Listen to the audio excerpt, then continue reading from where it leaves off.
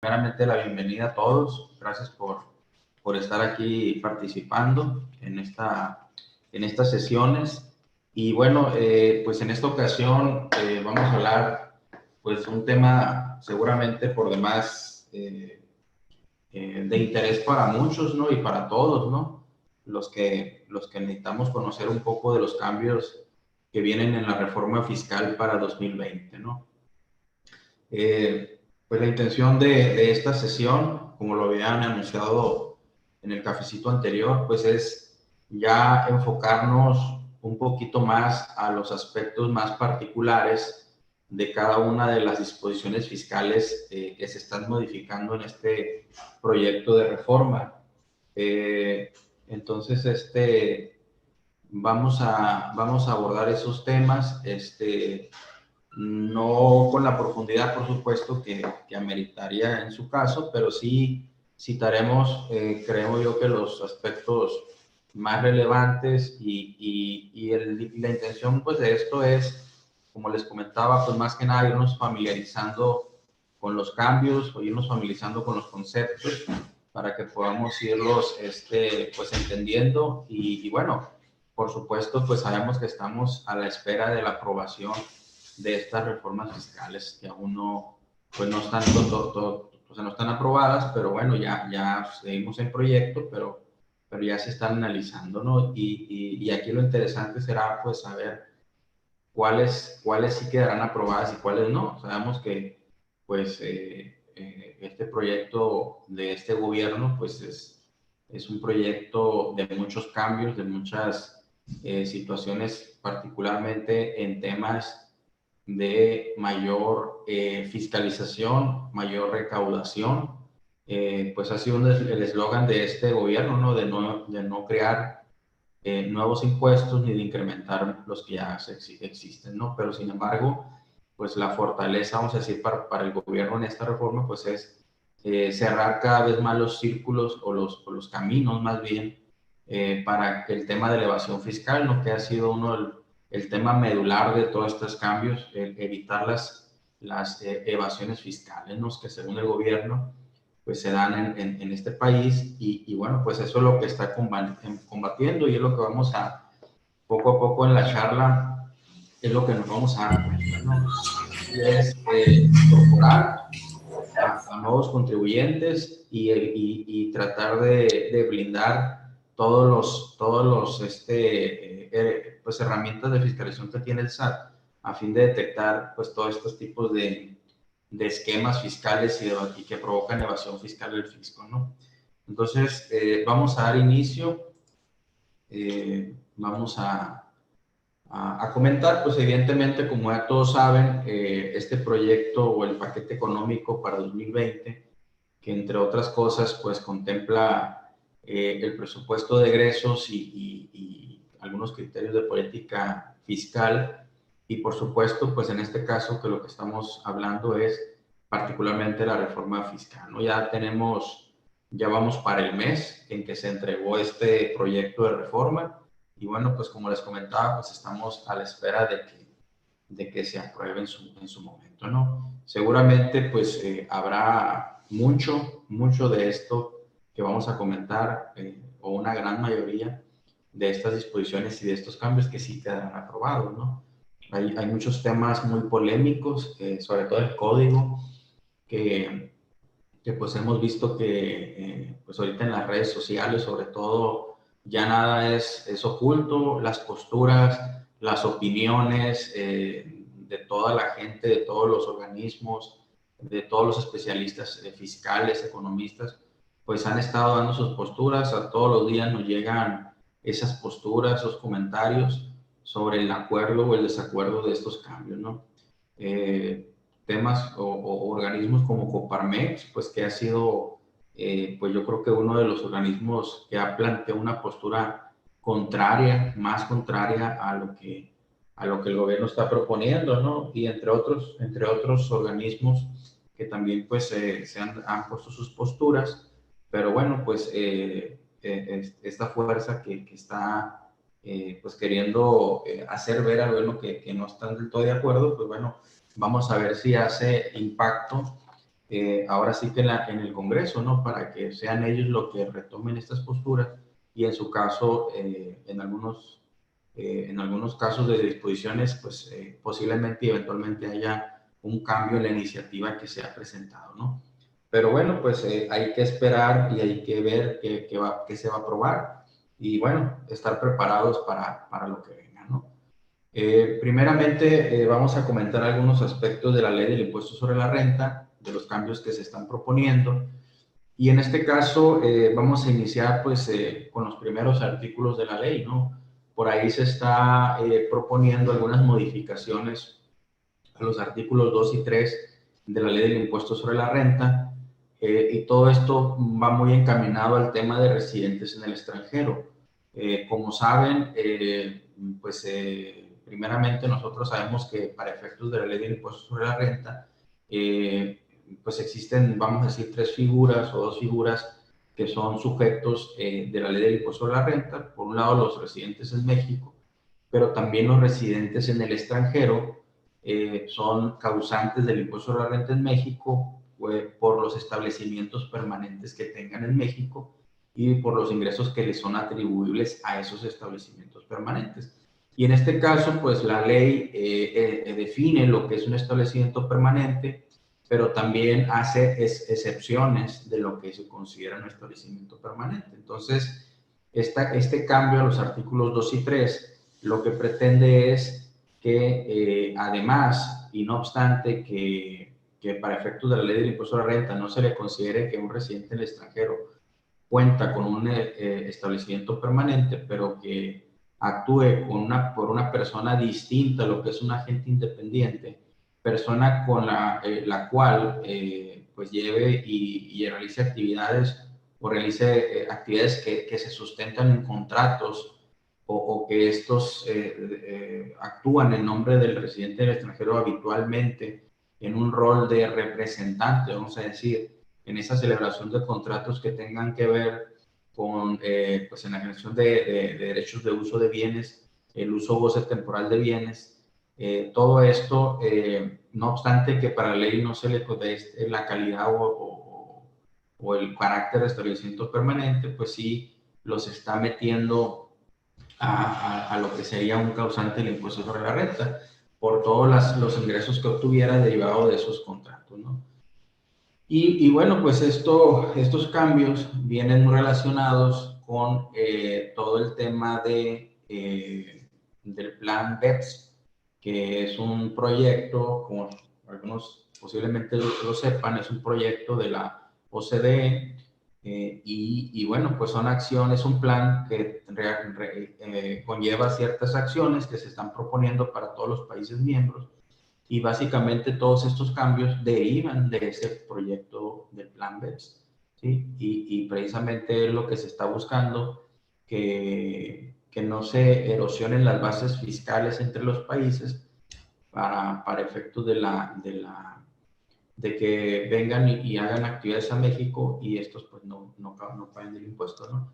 Entonces, todos estos cambios, les insisto, tienen que ver con la cuestión del establecimiento permanente, ¿no? También se propone un cambio se agrega pues una modificación al artículo 5 de la ley sobre la renta que se refiere a todo el tema del acreditamiento de los impuestos en el extranjero.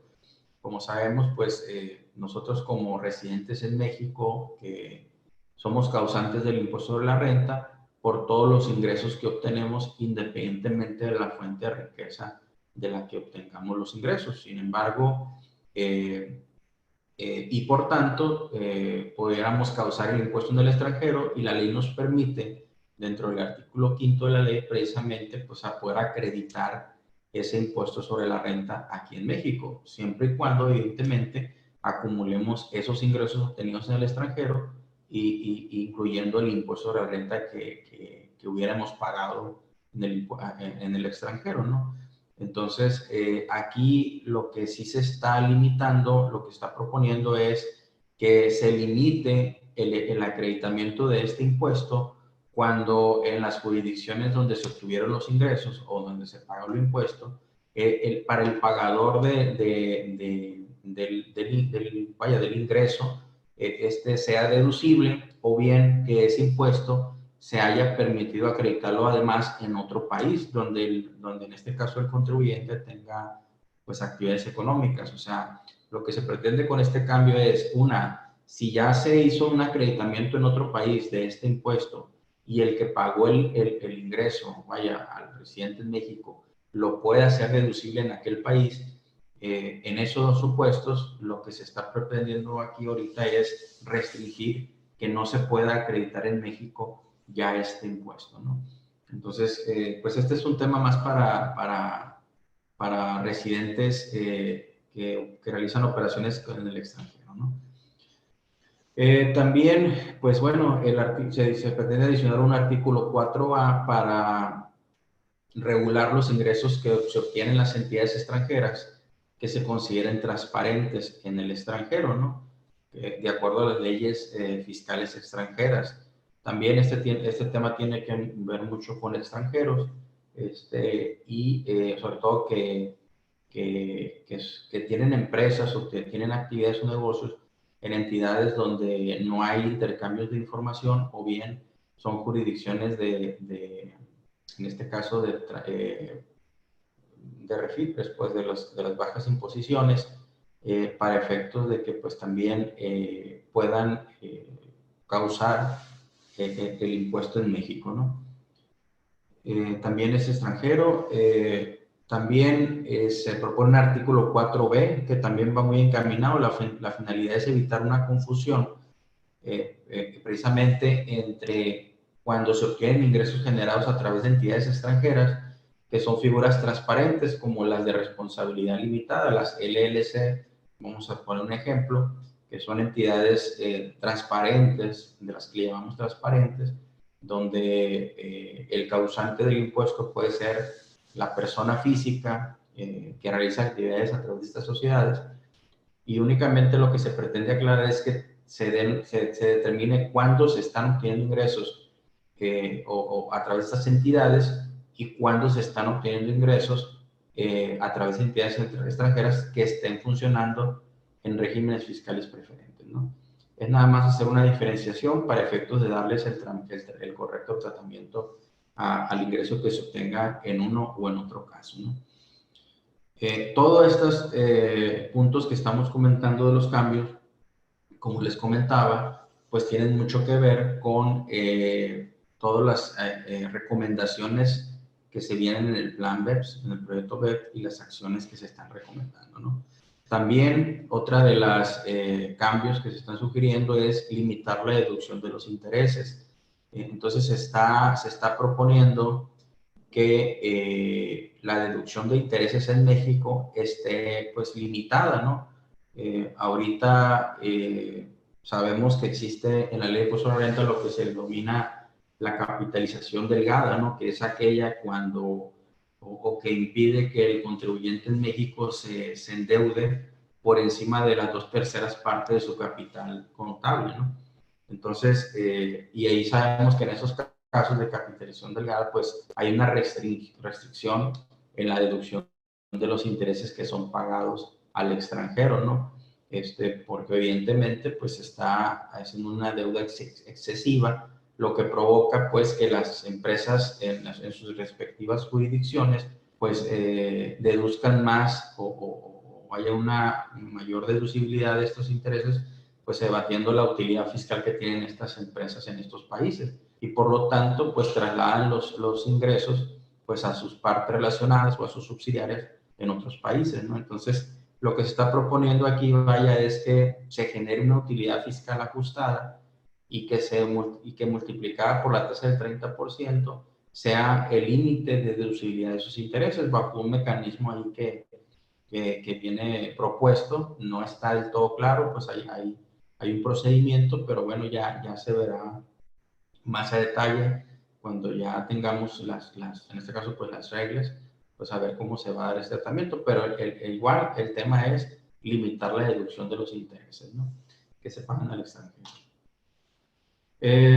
También se propone eliminar el artículo 158 relacionado con los ingresos generados con la concesión del uso goce temporal de equipo industrial, comercial y científico para efectos de que dichos ingresos se encuentren grabados de conformidad con el 167.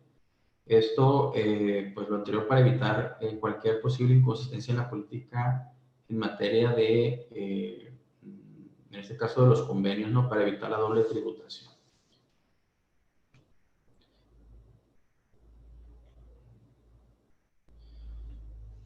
El otro cambio que trae la reforma en materia de impuestos sobre la renta, pues es el esquema de retención para personas físicas que realizan ventas al menudeo, ¿no? Este ha sido uno de los temas, pues igual muy sonados, pues que puede llegar a impactar a las personas que realizan estas ventas de piso o ventas de mano a público general, las famosas ventas por catálogo, ¿no? Que es muy común en las señoras, ¿no? O las personas que hay catálogos por ejemplo, de Amway, de Avon, de algunos artículos de cocina. Vemos mucho que circulan ese tipo de catálogos y lo que se está buscando es pues que se grave, ¿no? Ese ingreso que se obtiene por esas ventas, porque en la actualidad pues no se está pagando el impuesto, lo cual ya detectó la autoridad o el gobierno y pues lo que pretende es que pague el impuesto sobre la renta de estas personas, y esto sería pues bajo la modalidad de una retención del impuesto a través de los proveedores o de las empresas que son las que al final del día pues ofrecen estos productos por catálogo y que sea estas las que retengan y integren el impuesto. Este sería un esquema obligatorio para todas las empresas que realicen este tipo de ventas por catálogo y como les comento, pues estas son las que van a determinar, retener y entregar el impuesto. ¿Qué va a pasar con la persona física? Bueno, la retención que se les realice pues será una retención de carácter provisional o puede ser también una retención de carácter definitivo.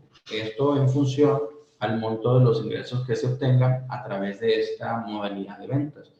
Aquí lo que se propone es que si el ingreso obtenido en el año anterior por estos conceptos no haya excedido de 300,000 pesos, pues en este caso el impuesto que le retengan a estas empresas pues va a tener el carácter de definitivo y por caso contrario, en caso de que, bueno, superen el umbral de ingresos, pues ya, en teoría, pues ya tendría la obligación de presentar su declaración anual a estas personas físicas o estas vendedores y bueno, pues claro, por supuesto que podrían acreditar el impuesto que les hubiese retenido a estas empresas, ¿no?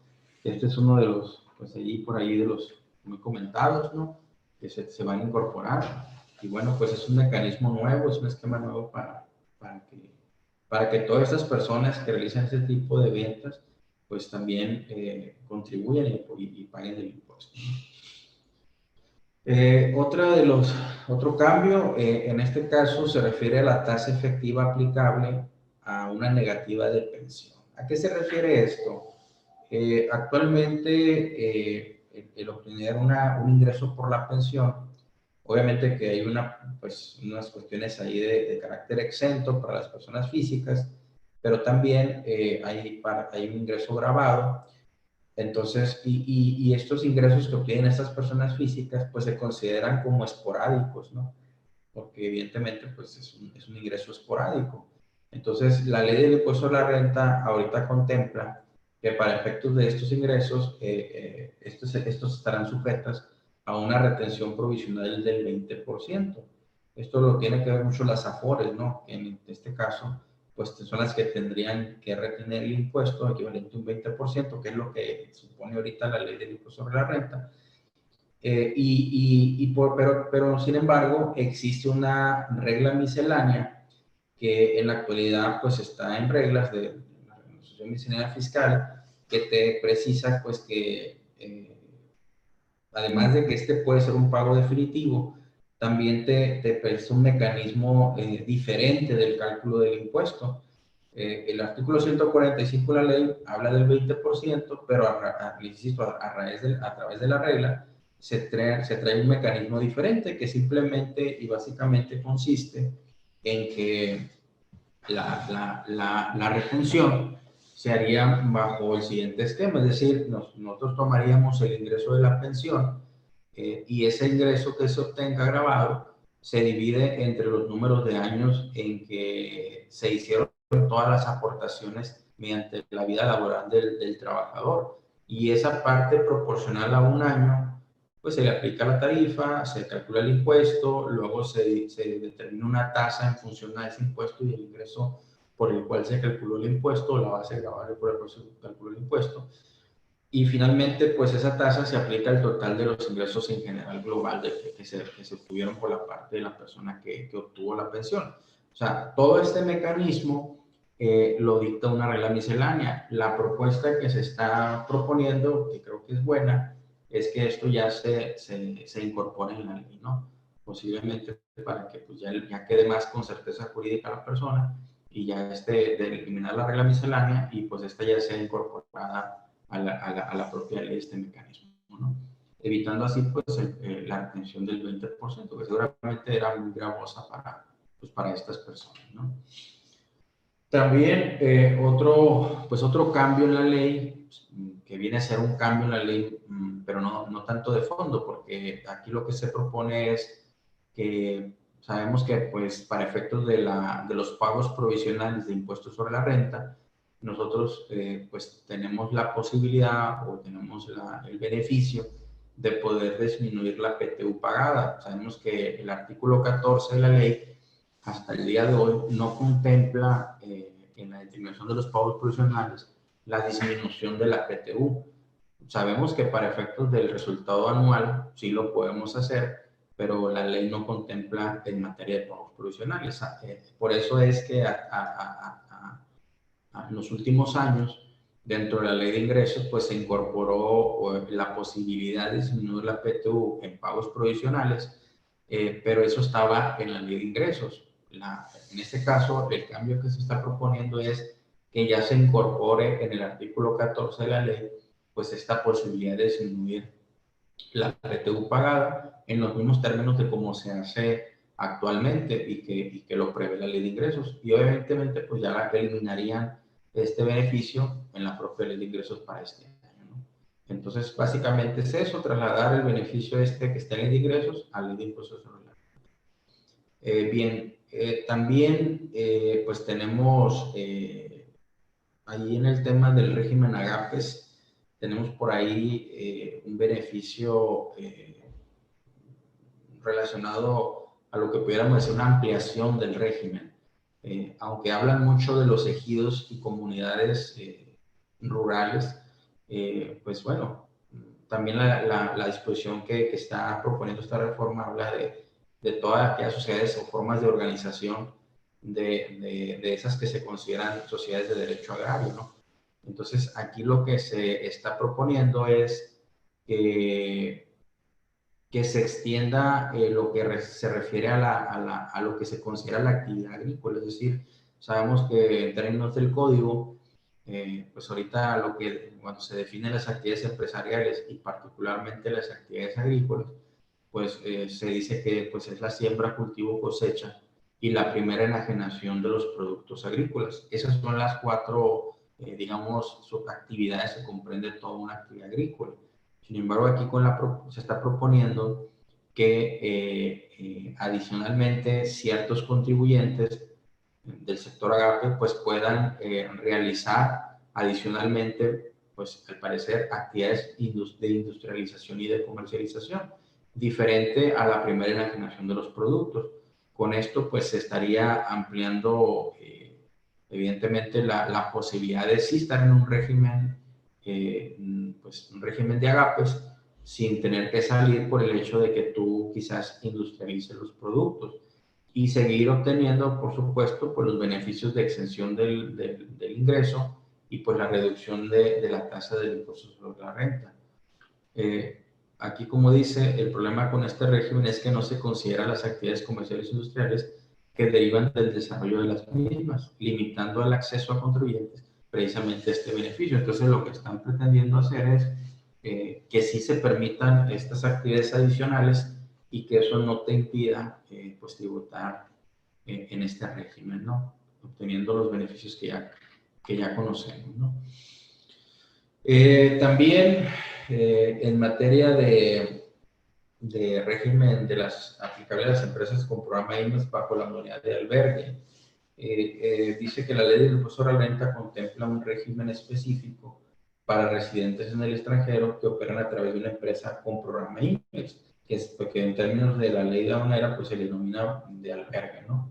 Pues esta modalidad o este régimen es muy aplicable a las maquiladoras. Esto más les aplica a las maquiladoras, ¿no? Que pues los residentes en el extranjero pues internan materias primas a México en el régimen de maquila y evidentemente pues no causan pues impuestos de importación y todo esto, entonces porque están en una modalidad de albergue, ¿no? Entonces, bajo esta modalidad, pues dice el cual ofrece servicios de administración personal, contabilidad, mantenimiento y otros. Aquí el cambio que se deriva de todo esto es que la propia ley citaba que este beneficio de estar en un régimen de albergue, pues era por un término de 4 años únicamente. Entonces, y posteriormente se dijo que se podía ampliar por otro término más o a través de solicitud del residente del extranjero y de la empresa que tuviera el programa IMEX.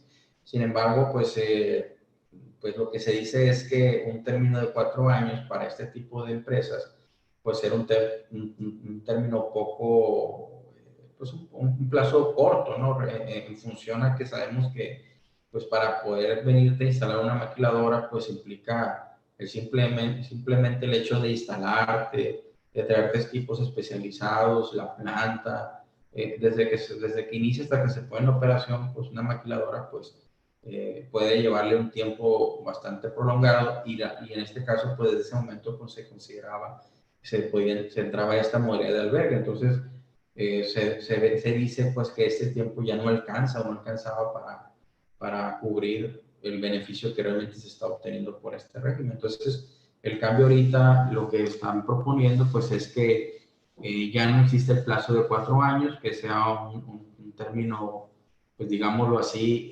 indefinido, siempre y cuando la empresa IMEX y el residente pues cumplan con todos los requisitos que la propia ley exige, ¿no? Entonces, cumpliendo con todos los requisitos como los han venido cumpliendo, pues ya la ley cambia y ya pues el término ya es indefinido. Al momento en que pues obviamente incumplen algunos requisitos, pues ya no pudieran estar en esta modalidad y pues por lo tanto pues es un efecto importante en la materia de impuestos sobre la renta, ¿no? Bueno, este es otro de los cambios y se fijan mucho de los cambios o algunos de los cambios que hemos comentado en materia de renta pues va muy encaminado o muy enfocado a los residentes en el extranjero, ¿no? Pero bueno, pues hay otros como los que vimos ahorita de las ventas por catálogo, pues esas que sí son muy aplicables en nuestro entorno, ¿no? También otro punto que se propone de cambio, pues es la deducción adicional del 25% para los empleadores de personas que padezcan discapacidad. Aquí el cambio dice, actualmente la Ley de Ingresos de la Federación permite que los contribuyentes que empleen a personas que padezcan de discapacidad puedan deducir para efectos de renta un monto adicional equivalente al 25% de los salarios que pagan, ¿sí?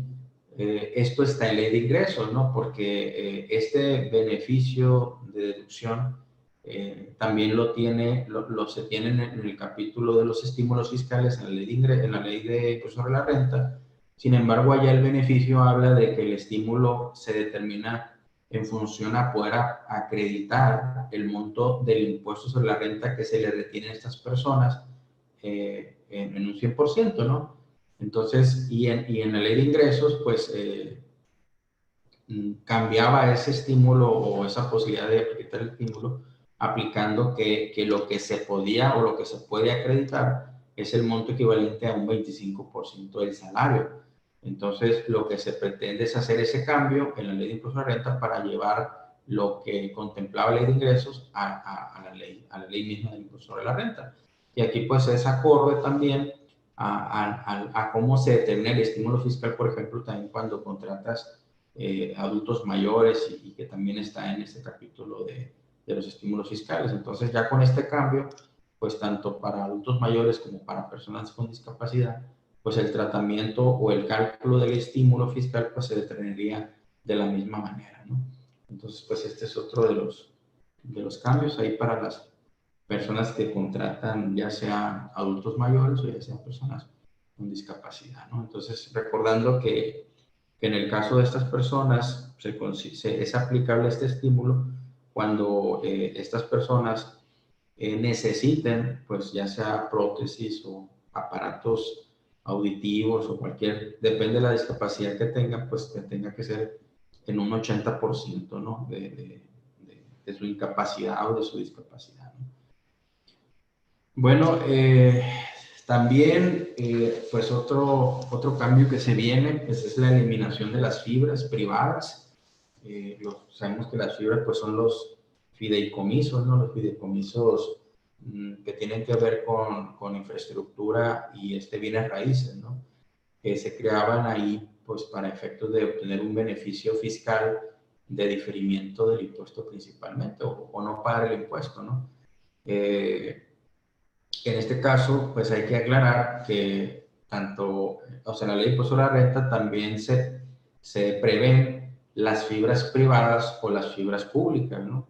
Entonces, el cambio que viene con esta reforma es el que prácticamente se eliminan las fibras privadas, las públicas continúan, pues se le está dando ahí a través de una disposición transitoria para que pues todos los que operaban bajo esta modalidad de fibras, pues tendrán 2 años contados a partir de la reforma propuesta o que inicie la reforma para que paguen el impuesto sobre la renta por la ganancia obtenida o las ganancias que hayan obtenido de la enajenación de los bienes que estaban en el fideicomiso. O sea, únicamente se les están dando 2 años para que tengan o para que paguen el impuesto, ¿no? Y esto viene a lo mismo, pues, o sea, el gobierno dice que, pues, bueno, muchas empresas, muchos contribuyentes, pues aprovechaban estas fibras privadas más que para una razón lógica de negocio, pues era más que nada para utilizarlas como planeaciones fiscales, ¿no? Entonces, por eso es que decide, pues en la iniciativa del gobierno, pues eliminar este tipo de figuras, ¿no? Las fibras públicas siguen porque pues esas no se les ve un riesgo en virtud de que, bueno, esas cotizan, pues es pues como dicen su nombre es pública, es como una empresa que cotiza en bolsa y bueno, pues ahí los mecanismos de vigilancia y de control pues otorgan la seguridad, en este caso a la autoridad fiscal o al gobierno, que por ahí pues no se pueden establecer mecanismos de planeaciones fiscales como las privadas, ¿no? Por eso es que al final del día pues las está eliminando, ¿no? Ok. También la otra parte de los cambios que vienen pues es también en materia de estímulos fiscales. Por ejemplo, se simplifica administrativamente la aplicación de los estímulos que tienen que ver con la investigación y desarrollo y todo lo que tiene que ver con el deporte de alto rendimiento, ya que aquí pues se tenía o se tiene la obligación actualmente de presentar una declaración informativa sobre la aplicación del estímulo, dependiendo de qué estímulo, ya sea investigación, desarrollo o deporte, se tiene esta obligación por parte de estos contribuyentes. Sin embargo, pues hay un afán de simplificar administrativamente la aplicación de estos estímulos. Básicamente se propone la eliminación de esta obligación, ya no se informaría a través de una declaración de esta aplicación y bueno, pues por lo tanto eso ya queda más que nada en cuestión de que se recaben los comprobantes fiscales que permitan hacer labores preventivas de corrección y una rendición de cuentas más clara y eficiente, ¿no? Entonces, pues esa es el cambio que está proponiéndose. También, pues en la aplicación de fiscal del cine y deporte en pagos provisionales, dice, se incorpora en el texto de la ley del impuesto sobre la renta la posibilidad de aplicar los estímulos al cine y al deporte contra pagos provisionales. y se precisa que no se pueden aplicar con otros beneficios o estímulos. O sea, no se puede, obviamente, duplicar cuando ya tienen otros tipos de estímulos, ¿no? Y pues la ventaja es que pues se pueden aplicar en los pagos provisionales. Por ahí esto lo veo mucho en la declaración anual, había una partida ahí, ¿verdad?, que refería a este tipo de aplicación de estos estímulos. Y bueno, pues aquí ya se prevé pues que se incorpora esta aplicación de los pagos provisionales ya en la ley y ya pues deja de estar en lo que es la ley de ingresos, ¿no? Lo cual pues todo esto es pues, lo que se pretende desde el punto de vista para el contribuyente, pues es de darle la seguridad jurídica, ¿no? Aquí también pues hay un proyecto pues, de una aplicación del estímulo que tiene que ver mucho con pues hay unos estímulos ahí que tienen que ver con todo el tema del teatro y la música y la cultura, ¿no? Ahí lo dice, que son sobre proyectos de inversión en todo este tipo de actividades culturales, para que pues también se otorgue o se pueda acreditar ese estímulo tanto en el impuesto anual como en los pagos provisionales, ¿no? Bien, también, pues aquí seguimos con el tema de los estímulos. Se refiere a la investigación y desarrollo de tecnología, pues este es un estímulo que no sé si alguno de los que están aquí en el capítulo lo hayan aplicado.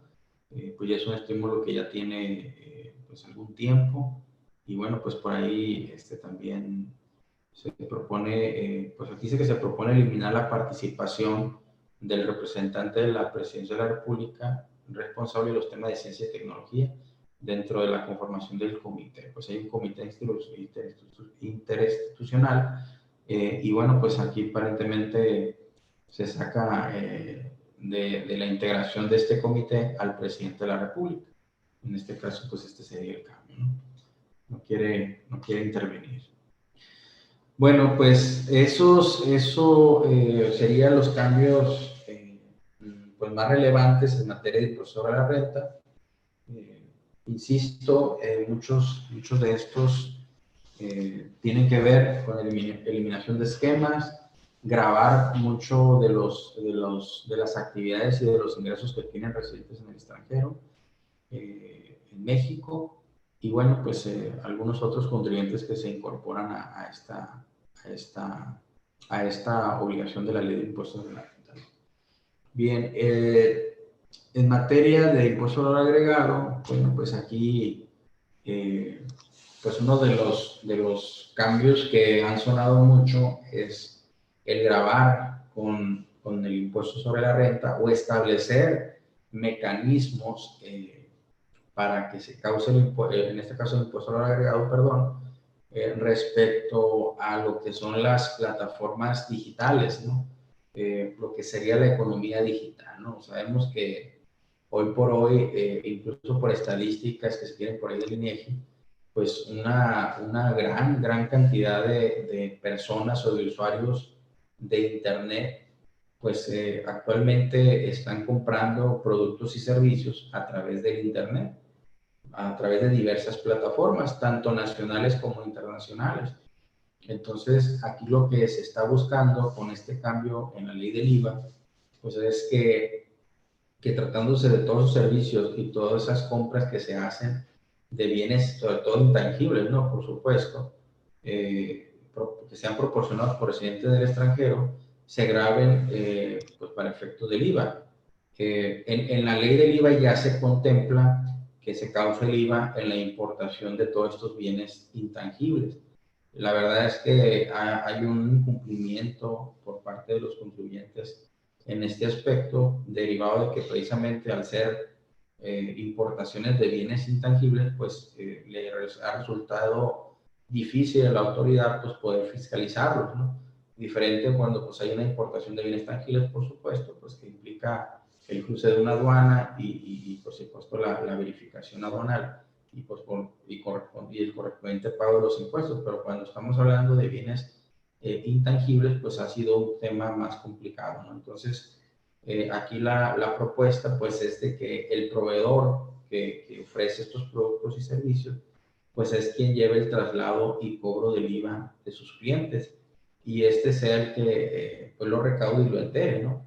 Aquí hay un tema por ver, porque pues al ser un residente del extranjero, sin establecimiento en territorio nacional, o sin establecimiento permanente, pues habrá que ver de qué manera o bajo qué mecanismo pues trasladará el impuesto al cliente final en México, y pues lo pagará o lo entrará, en este caso, pues al fisco, ¿no? Dice que se resalta que la propuesta no implica una carga fiscal para los consumidores finales, ¿no? Para los que adquieren estos productos a través de las plataformas digitales, que son objeto de este tratamiento, ya que actualmente deben soportar la carga fiscal en su carácter de importación. Es decir, lo dicen, pues es que ya tú tenías la obligación en este caso, como era importación, pues el importador es el que tiene que pagar el IVA, pero pues precisamente lo maneja como que ya tenían esa carga fiscal, al margen de que si se cumplió o no, y ahora pues dice, bueno, se hará bajo este mecanismo a través del proveedor, y bueno, pues al final la carga fiscal es la misma, ¿no? Es lo que se menciona. Entonces, pues sí, ahorita, como les insisto, pues lo veo mucho en los jóvenes, ¿no? Cuántos bienes y servicios se compran por internet, eh, eh, en diferentes países incluso. Entonces, por ahí se compra mucho en China ahora por internet. Sorprendente que pues todo lo compran en esos países a través de la internet, y bueno, pues también es una de las maneras en que la autoridad quiere meter pues a la causación de este impuesto, pues a todos esos actos o actividades para IVA que se realizan a través de todas estas plataformas. Recientemente yo, por ejemplo, quise adquirir un producto por ejemplo, la empresa Best Buy, y cuando entras a su página, pues te dice, oye, pues quieres entrar a Best Buy Estados Unidos o quieres entrar a Best Buy México, ¿no? Entonces tú puedes elegir entrar a Best Buy Estados Unidos, y pues ya no, ahí ya estás tratando con un residente en el extranjero, donde le vas a adquirir o vas a comprar un producto a través de su plataforma de internet. Entonces, todos estos actos que se realizan en este ejemplo, pues son los que se pretende grabar o causar, digo, ya a través directamente del proveedor, y no del que está importando el producto o servicio. Bien, bueno, también para el caso bueno, aquí se maneja el tema también de plataformas donde fungen intermediarios, ¿no? Pero sería el mismo supuesto. Aquí, pues serían los intermediarios de los bienes y servicios los que tendrían que proporcionar la información al SAT sobre todas esas operaciones que se realicen. Y bueno, pues también aquí habla de una retención del 50% del impuesto, y misma que se debe enterar al fisco, ¿no? Se prevé que un esquema de pagos definitivos para personas con ingresos inferiores a 300,000 pesos, y pues en este caso, de todo lo que hemos estado comentando en cuanto a adquisición de compras y servicios a través de plataformas digitales, entraría en vigor hasta el 1 de abril del 2020. Seguramente, pues no es una tarea fácil tanto para la autoridad, y bueno, pues se estará preparando con los mecanismos correspondientes, pues para poder establecer estos esquemas, ¿no? Entonces, hasta abril del 2020 entraría en vigor este cambio, ¿no?, a la ley del IVA. También, pues uno de los cambios por fin es que pues se pretende ya eliminar todo lo que tiene que ver con referencias de constancia de retenciones, que en este caso también se remiten a la renta, ¿no? Ya en virtud de que se está proponiendo reformar los artículos 106 y 116 de la ley de renta, pues también con la finalidad de eliminar las referencias en la ley del IVA. Ya sabemos que pues ya las constancias de retenciones pues ya no se realizan, no se elaboran en virtud de la utilización de pues, los comprobantes fiscales digitales, ¿no? Entonces, sobre todo en materia de, por ejemplo, prestación de servicios o en el uso temporal de bienes, pues ya eso, toda esa información ya está contenida en los FDI, y por ahí todavía en ley del IVA y en renta pues se habla de la obligación de emitir las constancias. Entonces, la intención pues ya es que esto se vaya eliminando, ¿no? Bien. También, pues, volviendo un poquito al tema tecnológico, pues también por ahí hemos escuchado mucho el tema de la utilización de servicios de transporte a través de vehículos particulares que se utilizan en plataformas tecnológicas. Aquí pues estamos básicamente hablando del tema de, por ejemplo, Uber, ¿no? Y de otros empresas que ofrecen este servicio. Ya no es solamente Uber, algunos ya utilizan otras plataformas de otras compañías. Y bueno, pues aquí se está precisando básicamente que aunque no hay un cambio de fondo como ahí se menciona, lo que se pretende es que en el caso de la prestación de servicios de transporte de personas se contrate mediante la aplicación de estas plataformas tecnológicas, los vehículos con los que se proporciona el servicio, eh, que son particulares, no se consideran transporte público y en consecuencia no procede la exención del IVA. Se está aclarando que un Uber, como al final del día, sí es un transporte de personas, pero como se está utilizando un vehículo particular de una persona, que así lo toman, pues por ese hecho, pues no se va a considerar que es transporte público, porque pues evidentemente tampoco interviene una concesión, y por lo tanto, al no ser un servicio de transporte de personas de carácter público, que son los que estarían exentos del impuesto, pues en este caso contrario, pues dice que no procede la exención y pues el servicio de Uber pues grava IVA, ¿no? Entonces, pues ahí lo están considerando en este caso, ¿no? Seguimos igual, pues se busca establecer en la ley del IVA que tratándose de servicios digitales que sean otra vez prestados por residentes en el extranjero sin establecimiento permanente en México, se considera que los servicios se prestan en territorio nacional cuando el receptor del servicio se encuentre precisamente en territorio nacional. Es una aclaración para todos esos servicios digitales que hablábamos ahorita. O sea, si yo estoy en México y yo estoy recibiendo el servicio en México, lo que está aclarando es que sin lugar a dudas debe estar grabado para la ley del IVA, puesto que el acto o el servicio, el beneficiario o el beneficio se obtuvo en México, ¿no? Bien, aquí otro de los cambios que se prevén en la ley del IVA, pues es el acreditamiento del IVA cuando se realizan actividades no objeto. Sabemos que en la ley del IVA, pues tenemos diferentes actos o actividades para efectos de este impuesto, que son las actividades grabadas, las actividades exentas, y bueno, pues está el concepto de actos o actividades no objeto de la ley, que son aquellas que no están contempladas o que no las contempla la ley, ni siquiera como exentas, sino que son otros actos que no están previstos en la ley.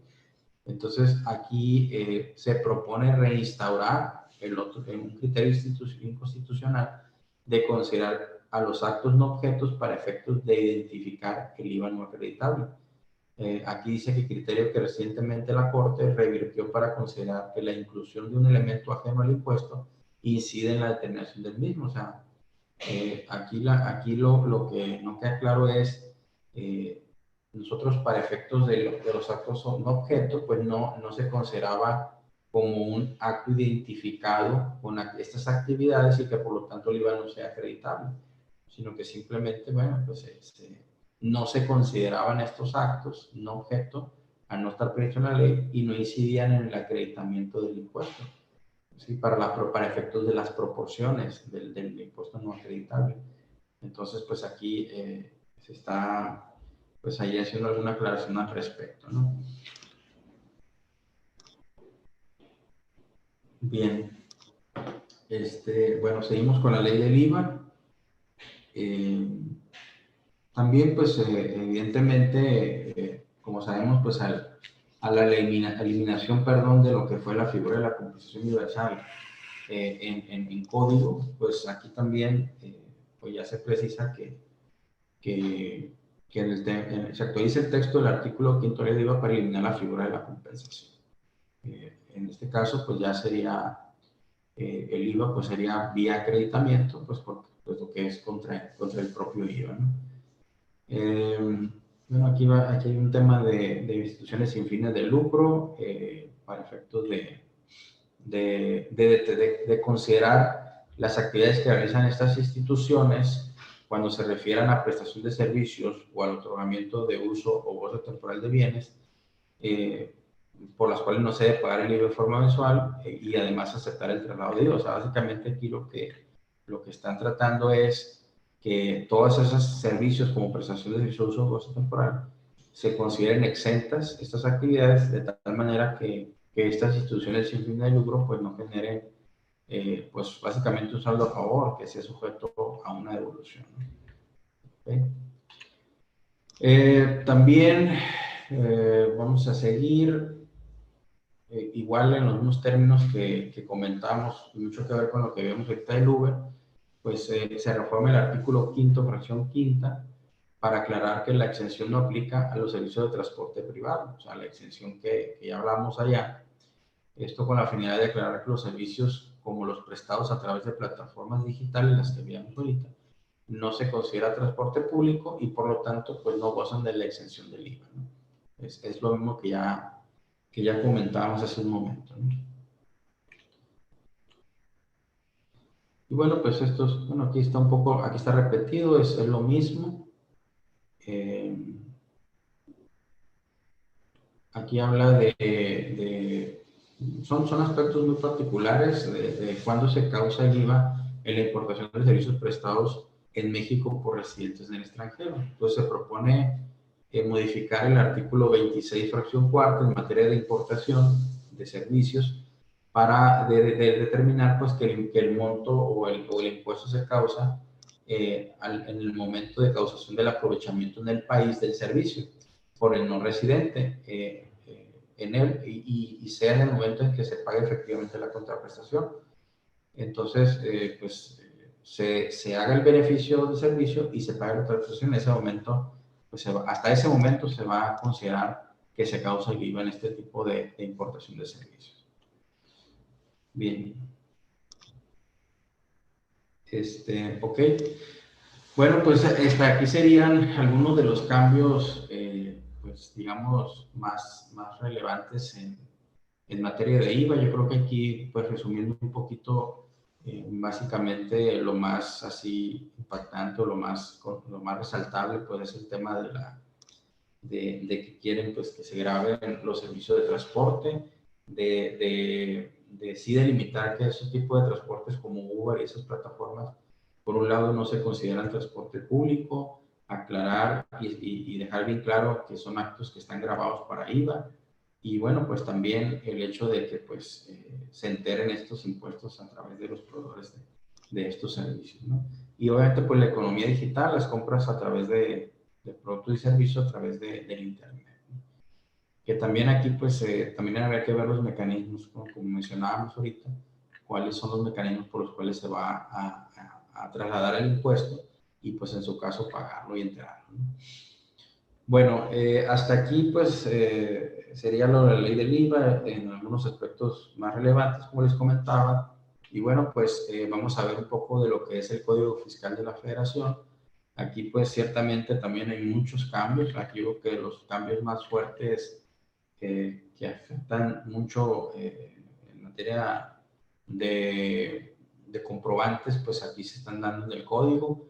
Aquí se ve mucho, pues muy marcado el tema de la postura del gobierno en relación a lo que hablamos ahorita, los esquemas fiscales o a las planeaciones, el combate a los esquemas o planeaciones fiscales agresivas, y todos los cambios que se están previendo aquí en el Código Fiscal también pues van encaminados a combatirlos, ¿no?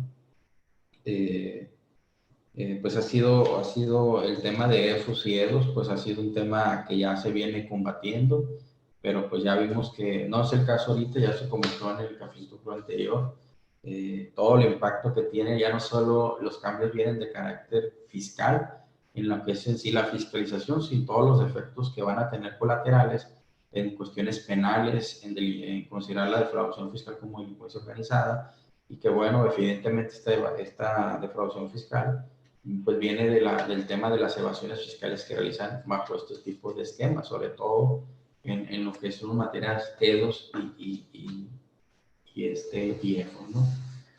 Aquí creo que no viene el tema relacionado, hay un cambio que se propone en relación al artículo quinto A del Código Fiscal que habla sobre la recaracterización de las operaciones que realizan ciertos contribuyentes, y que eso es uno de los temas que ha estado muy polémico porque hoy la autoridad, o bueno, a través de que eventualmente se aprobaran estas reformas, pues hoy la autoridad va a poder tener la facultad y hasta cierto punto discrecional de poderte decir si un acto jurídico o una operación llevada a cabo realmente no tuvo o sea, vaya, puede presumir la inexistencia de esas operaciones.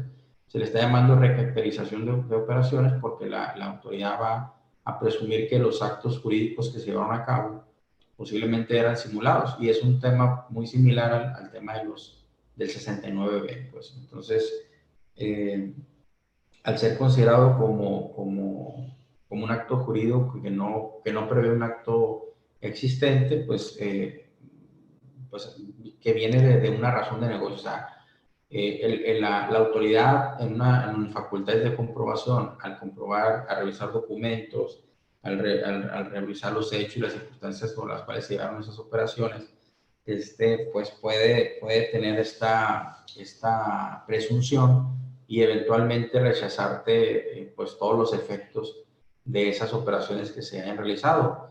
Y fíjense cómo esto ya no tiene mucho que ver en sí con el comprobante y los actos inexistentes que puedan amparar los comprobantes, sino que es un aspecto más general y subjetivo, que la autoridad va a analizar otros elementos, pero al final la consecuencia o digamos el resultado de esta facultad pues es que finalmente pues no le va a dar ese efecto fiscal a estas operaciones, y bueno, pues eventualmente pues determinar posiblemente un crédito fiscal, ¿no? Y obviamente, pues que se detecte que se está obteniendo un beneficio fiscal, ¿no? También, pues si no, si al final es lo que le interesa, ¿no? Si a través de esos actos jurídicos y este análisis que van a hacer se ve que se está obteniendo un beneficio fiscal, pues es donde la autoridad va a actuar y va a tener este tipo de situaciones. Y esto, se prevé que esto te lo va a dar a conocer obviamente en facultades de comprobación, ya sea visitas domiciliarias o gabinete o ya sea revisiones electrónicas, pues te lo va a dar en la última acta parcial. Te va a decir, ¿sabes qué?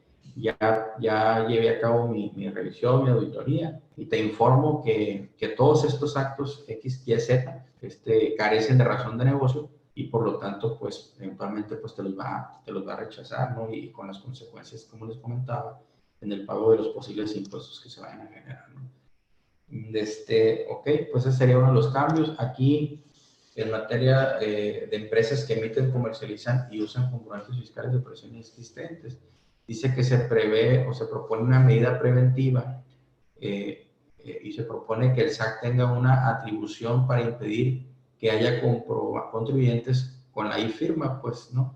Vigente sin que hayan acreditado plenamente su identidad, domicilio y situación fiscal. O sea, hoy para obtener la firma electrónica o renovarla, pues la autoridad va a ir un poquito más allá en cuanto a proporcionar datos en relativos a la identidad, domicilio y la situación fiscal de los contribuyentes. O sea, podrá negarte ese otorgamiento pues, a discreción de ella, ¿no? Obviamente, pues aquí habría que ver las reglas que tendrá que emitir la autoridad en su momento, pues para efectos de precisar más a fondo, pues cuáles son los supuestos o en qué casos pudiera caer esta presunción o aunque no es una presunción, más que nada sería que la autoridad no queda, pues no le parece suficiente la información o la cree errónea, y por lo tanto pues pudieran otorgarte la e-firma, ¿no? Y pues eso es una consecuencia pues bastante importante, ¿no?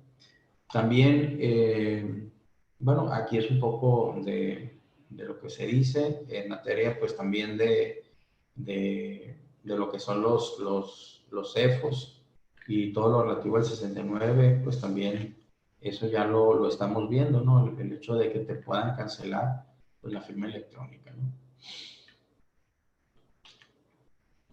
Okay. Bueno, aquí se dice que también cuando, esto habla mucho también de la cancelación de los sellos, ¿no? Que dice que cuando ya no solamente los CEFOS, sino ahora los CEDOS, que no desvirtúen, en el caso que les aplica lo del artículo 69, solo por el hecho de que ser EDO, obviamente sabemos si ya se calificó a la empresa EDO como tal, pues en automático, pues muchas empresas, pues vamos a posiblemente caer en la calidad de EDO. Entonces, aquí la situación que se está viendo es que por ese simple hecho de que tú ya se determine como que eres un EDO, pues corres el riesgo de que se te puedan cancelar los certificados de sello digital, ¿no? Obviamente siempre que pues no desvirtúes los hechos que se te imputen, ¿no? También se dice que cuando realicen verificaciones de domicilio la autoridad, que señalen que el domicilio no cumple con los atributos del artículo 10, también pudiera cancelarte los sellos. Es decir, no solamente es el hecho de que hayas cambiado de domicilio y no hayas presentado el aviso y que simplemente desaparezcas, sino que tú hayas, y desde que tú señalas un domicilio como domicilio fiscal, y sabemos que evidentemente la autoridad va a venir y va a verificar el domicilio. Aquí la propuesta es que pues, muy preocupante es que si para efectos de la autoridad ese domicilio no le parece adecuado o no cree que cumple con los atributos que le corresponde ya sea a una persona física o a una persona moral, pues también podrá actuar en consecuencia en que te pudiera cancelar, pues en este caso los sellos, ¿no?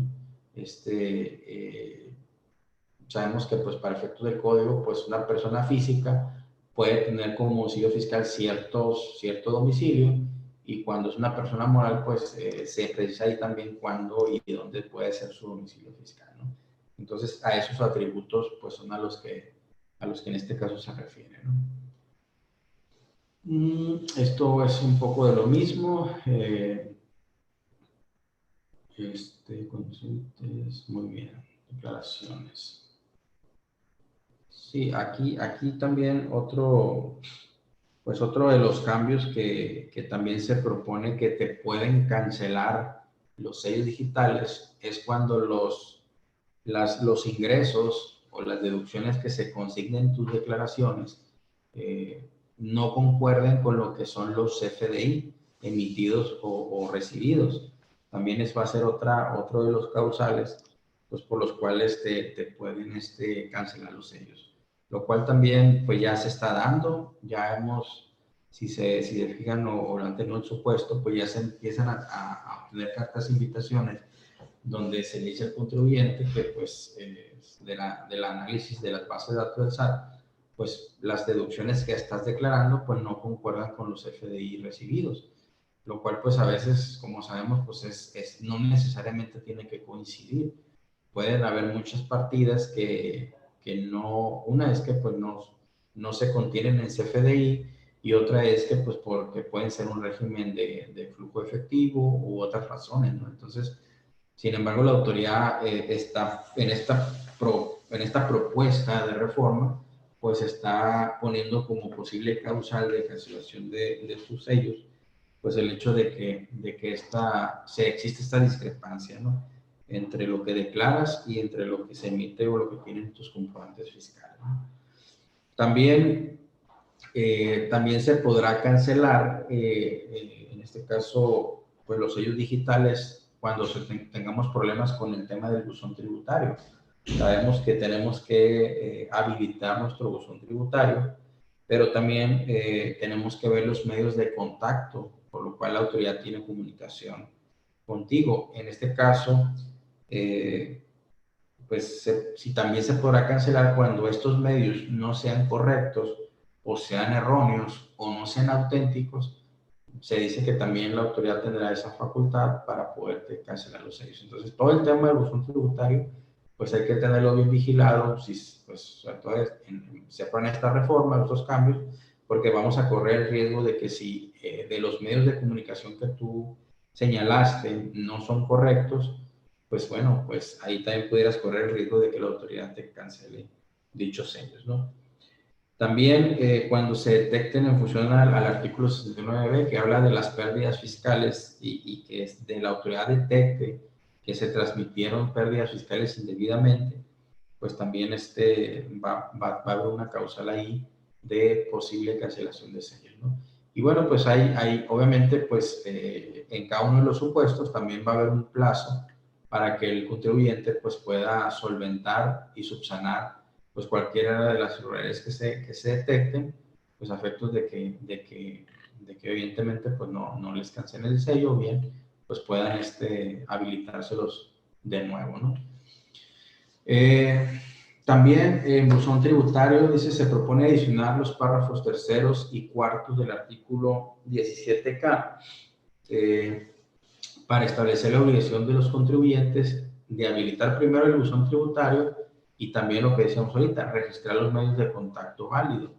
Para estos efectos se estima necesario habilitar al SAT o se estima necesario habilitar al SAT para emitir las reglas de carácter general a fin de establecer los procedimientos para el registro de los medios de contacto. Entonces, si aquí, aquí tiene mucho que ver con el tema de las notificaciones. Si no registras tus medios de contacto, no actualizas los medios de contacto, o pues, y más allá, pues si no habilitas tu buzón tributario, que sí sé que todavía en la actualidad hay muchos clientes que no lo habilitan, pues la autoridad va a tener la posibilidad o va a tener se le va a dar a través de este incumplimiento, pues se le va a dar la posibilidad de que las resoluciones que emita, pues te las pueden notificar por estrados, ¿no? Entonces, porque se entendería que si tú no señalas correctamente tus medios de contacto, pues te estarías oponiendo a la notificación y eso le abre el camino a la autoridad para que las resoluciones o las notificaciones pues se te puedan, en este caso, pues notificar por medio de estrados, ¿no? Y ahí pues ya sabemos que ese es un mecanismo pues ya no muy confiable de que tú puedas o el contribuyente se pueda dar por notificado y enterado, ¿no? Y es un riesgo importante por el término de los plazos que en muchos casos pues corren, ¿no? Y bueno, pues ya estarías en un alto riesgo, ¿no?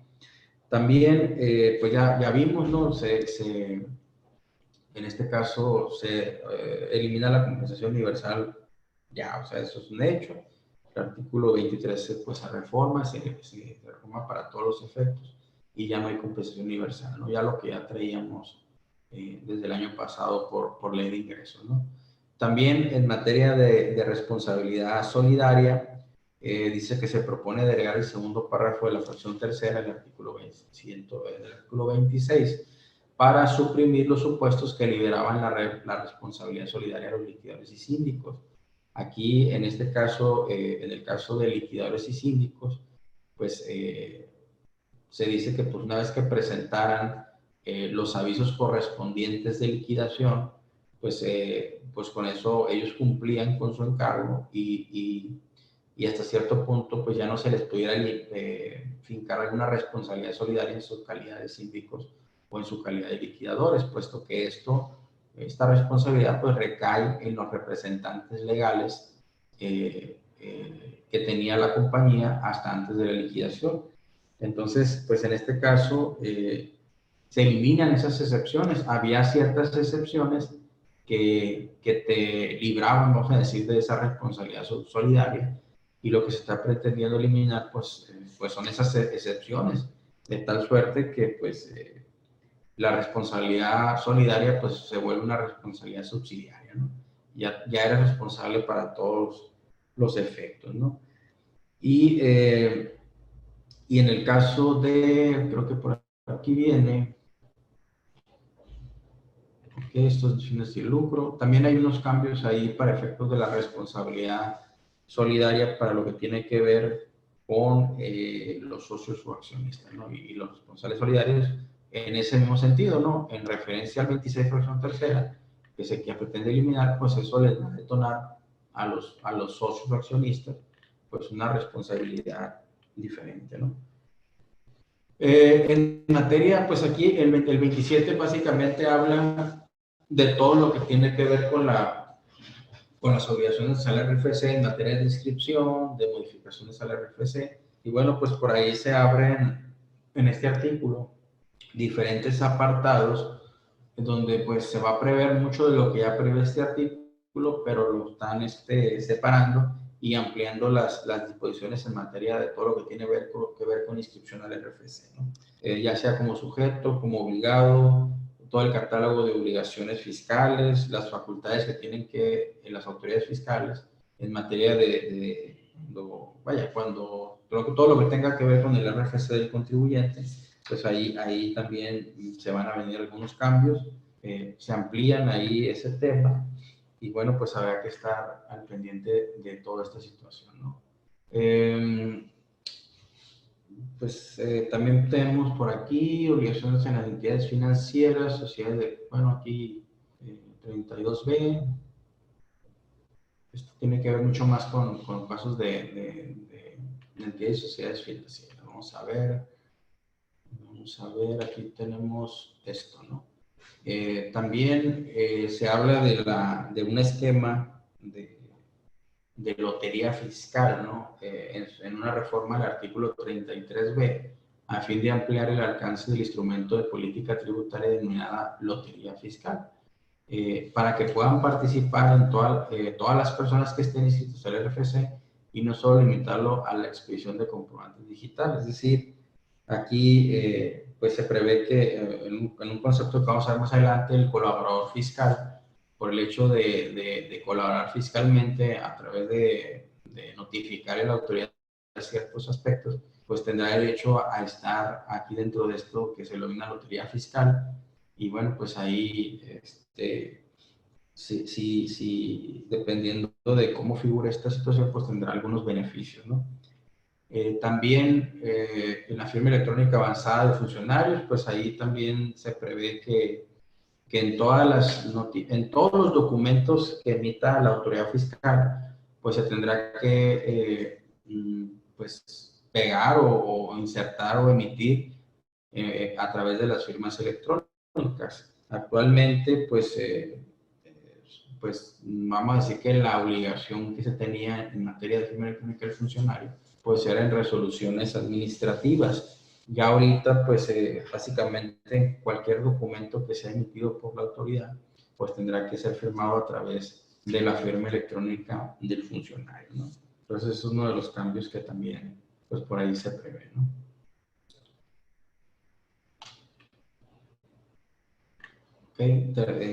Pues aquí el secreto fiscal se propone adicionar una fracción séptima al 12º párrafo del 69 para establecer que la reserva establecida en dicho artículo no resulta aplicable a cualquier autoridad, entidad u organismo. O sea, sobre todo en el asunto de los entes de gobierno, ¿no? Ahí pues se está dando por sentado que no se tendría no les aplicaría el secreto profesional.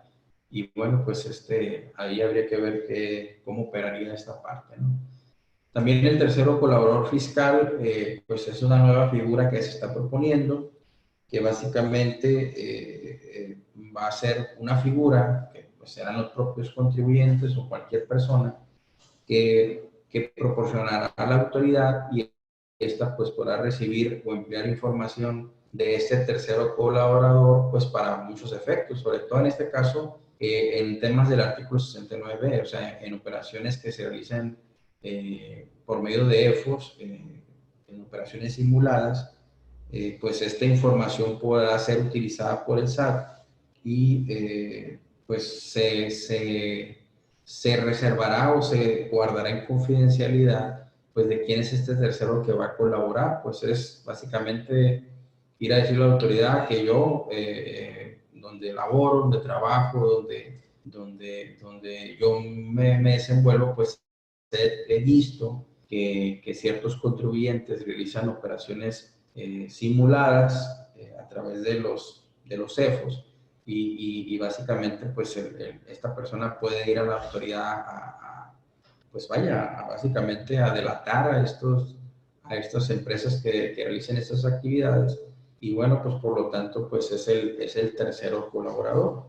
Este tercero colaborador pues es una información que proporciona de manera voluntaria y pues ahorita está lo que decíamos, que el tercero será premiado con la participación en los sorteos de la Lotería Fiscal a que se refiere el 33B, que ahorita así rápidamente comentábamos, ¿no? Aquí, pues ahorita en el tema de las listas publicadas por el 69, cuando estas empresas que se califiquen como EFOS y que esa calidad haya sido a través o hubiera partido de esta denuncia, vamos a decirlo así, por estos terceros colaboradores, en las listas publicadas, en las famosas listas negras, se va a señalar o se va a segregar cuáles son todas esas empresas EFOS que resultaron de la información que dieron estos terceros colaboradores. O sea, se va a separar pues cuáles son las que se derivaron o las que se concluyeron en ese sentido por la información que proporciona el tercero colaborador. Pues es una separación que van a hacer ahí nada más para efecto de delimitarlas. Pero evidentemente, como decíamos ahorita, pues ahí no figura el tercero colaborador, no se van a decir ni revelar información de ningún tipo del tercero, es un ser meramente informante y no se guarda la reserva, ¿no?, de esta figura, ¿no?, en todo momento. Pues también vienen algunos cambios en relación a algunas multas que por ahí se van a implementar, relativas aquí pues por ejemplo, a lo que es el buzón tributario, lo que decíamos ahorita, que que la información que se proporciona al buzón tributario se presente de manera incompleta o errónea por los medios de contacto, pues se estará pues imponiendo pues una multa a este caso al infractor. Pues ya de por sí, ya decíamos ahorita que una de las sanciones que se les va a imponer o las consecuencias que tendrá el contribuyente es la posibilidad incluso de que primero, de la posibilidad de que se les puedan cancelarse ellos. La otra es que si no tienes la información correcta, aparentemente, en tu buzón tributario o los medios de contacto, te pueden notificar por medio de estrados. Y además, como si no fuera poco, pues también la autoridad pues también te podrá multar si detecta que esos medios de contacto pues están incompletos o están erróneos, ¿no? Entonces, pues aquí, la verdad que sí es bastante importante, ¿no?, lo que va a figurar en el buzón tributario, ¿no?, y que todos pues tengamos debidamente actualizada nuestra información. Bien, igual vienen algunos cambios en cuanto a temas de contabilidad electrónica, en materia de discrecional RFC, pues también algunas situaciones como los notarios, ¿no?, que también esta es una multa para los notarios cuando a requerimiento de la autoridad les soliciten sus instrumentos notariales y estos no los proporcionen en los plazos que se les fija, pues bueno, también los fedatarios públicos también pudieran ser sancionados, ¿no? Entonces, por ahí se prevén algunas multas bastante pues, elevadas, ¿no? Ok, aquí sigue con el tema de no habilitar el buzón tributario y no registrar los medios de contacto. Se adiciona que se propone adicionar el 86D para establecer la multa de 3,080 a 9,250 pesos. Seguimos con las infracciones, ¿no? Aquí, ok, en materia de comprobantes, es una infracción por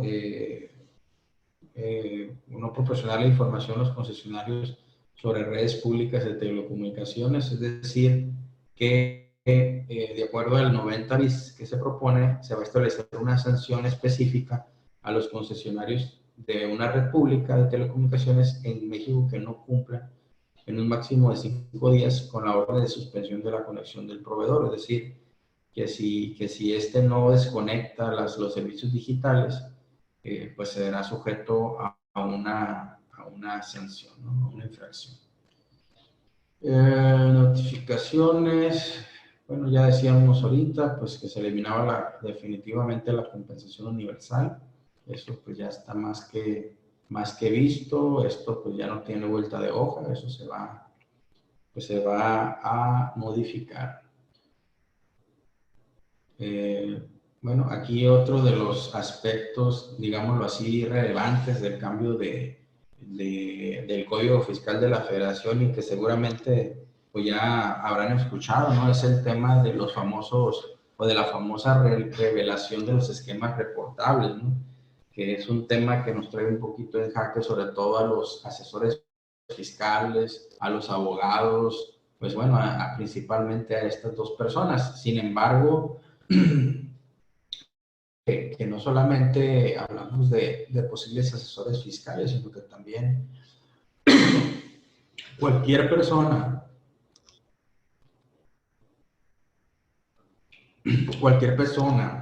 que conozca de un esquema reportable y que esté involucrada en él, también podrá ser sujeto a sanciones, ¿no?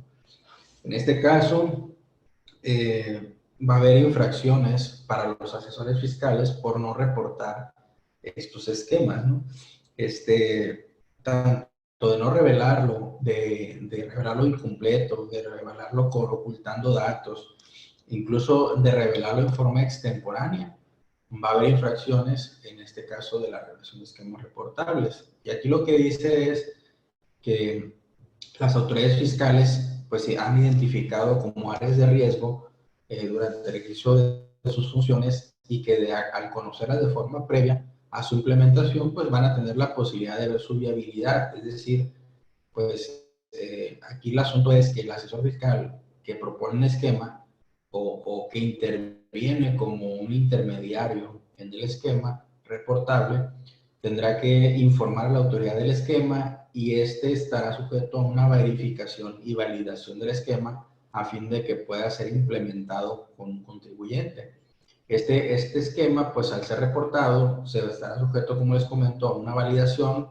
Se dice que se va a formar un comité de evaluación, que es el que va a dar el visto bueno a estos esquemas. Se dará un folio que se tendrá que proporcionar al contribuyente en el cual se pretende implementar el esquema y pues a raíz de eso pues se podrá llevar a cabo, ¿no? Es todo un proceso, es un proceso de todos estos nuevos esquemas reportables y que bueno, pues habrá que estar al pendiente, ¿no? Y es un asunto que se ha comentado mucho porque no se tiene mucha claridad.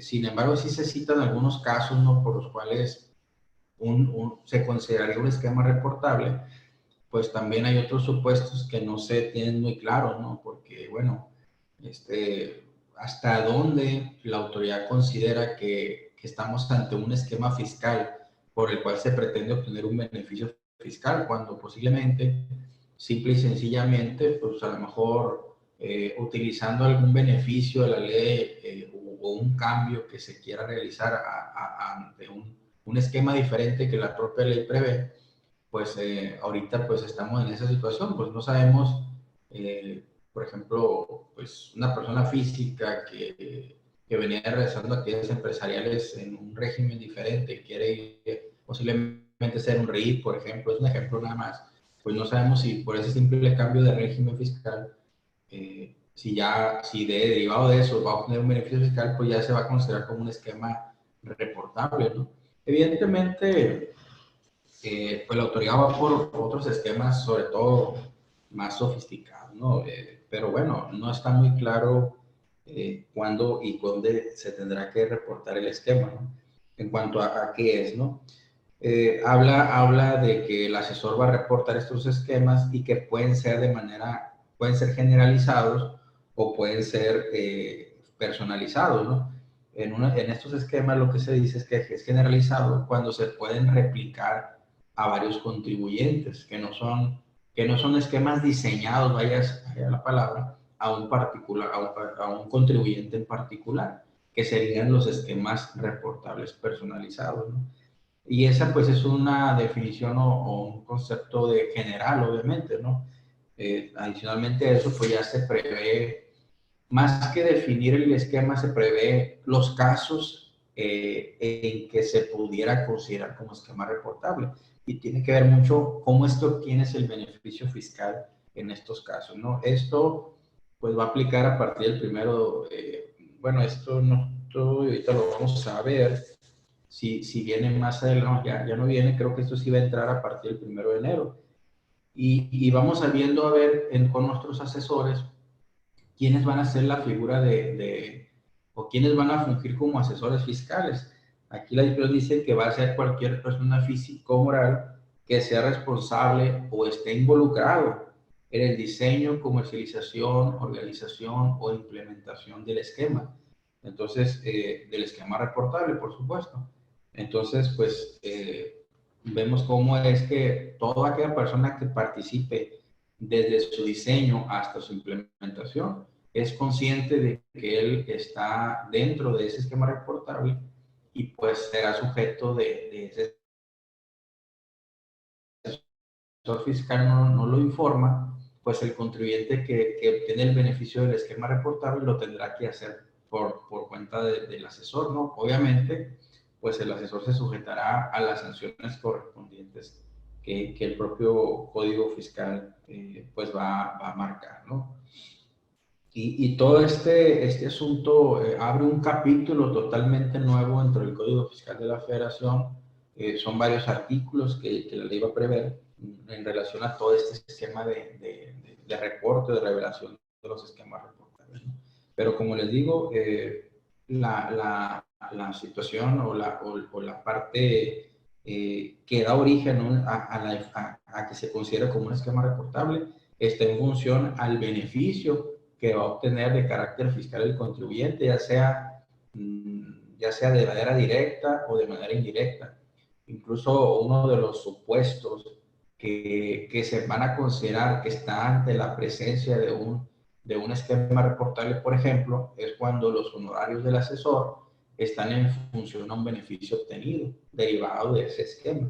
Entonces, así como ese, aparte de la definición que ya veíamos como de general y personalizado, esta parte de que cuáles son los supuestos de cuándo se considera un esquema reportable, y en función a esos supuestos es como vamos a tratar, seguramente, si no lo aclaran más a conciencia la autoridad, de que vamos a empezar a ver qué sí y qué no es un esquema reportable en función al beneficio que se obtiene y a cada uno de los supuestos, ¿no?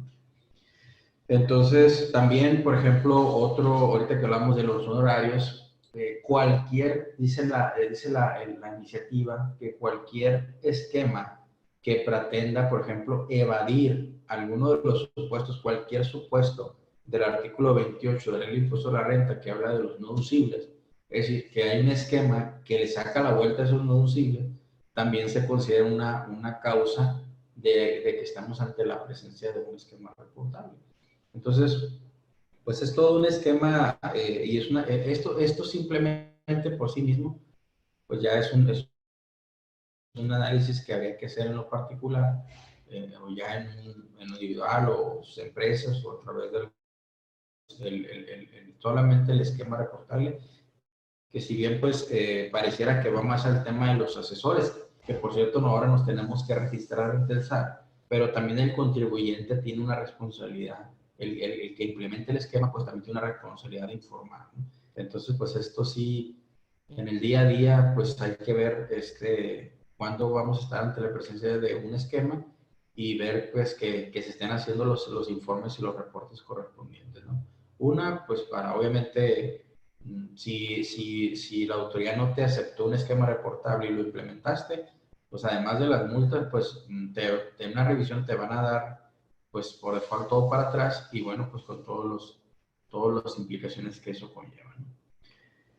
Bueno, pues si me permiten, pues esto sería pues todo lo que en esta ocasión, en este cafecito, les quisimos transmitir. Como les mencioné al principio, hay muchas situaciones, los vemos más aplicables en nuestro día a día, hay unas que no, pero como les comentaba, pues lo importante es que vayamos conociendo y familiarizando con cada uno de estos cambios que contempla esta iniciativa y pues bueno, irnos preparando, ¿no? Para cuando eventualmente estos cambios ya sean aprobados.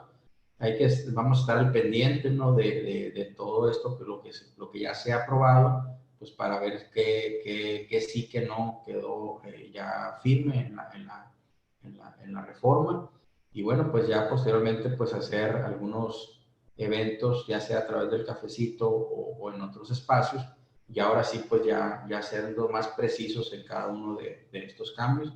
Pero bueno, yo creo que el objetivo que buscamos en este cafecito, pues era precisamente enfocarnos a cada uno de esos cambios y que cada uno pues los vaya conociendo, los vaya entendiendo. Pues no sé si tuvieran algún comentario. Aquí vamos por concluido este cafecito. Si gustan hacer una pregunta, algún comentario, alguna aportación, ahorita que bueno, pues como decíamos ahorita, hay mucha información. Todos los días nos llega información de diversos medios o de diferentes fuentes con todos estos análisis de la famosa reforma fiscal. Y bueno, pues igual si tienen alguna pregunta, pero también alguna aportación, algún comentario, pues los escuchamos, estamos bienvenidos y bueno, pues para poder, yo creo que retroalimentar todo esto, pues nos sería de mucha ayuda, ¿no? Primero agradecerles su atención y pues el que estén asistiendo y participando pues en esta nueva edición del cafecito. Vamos a dar por concluido y pues les agradecemos su presencia, ¿no? Muchas gracias, que tengan buena semana, buen inicio de semana. Ya saben, pues en 15 días más estaremos nuevamente con otra edición, posiblemente a lo mejor reconfirmando y ya ampliando estos temas. Bueno, ya eventualmente, ya cuando se aprueben, pues ya estaríamos replicando todos estos cafecitos y bueno, pues muchas gracias a todos y hasta luego.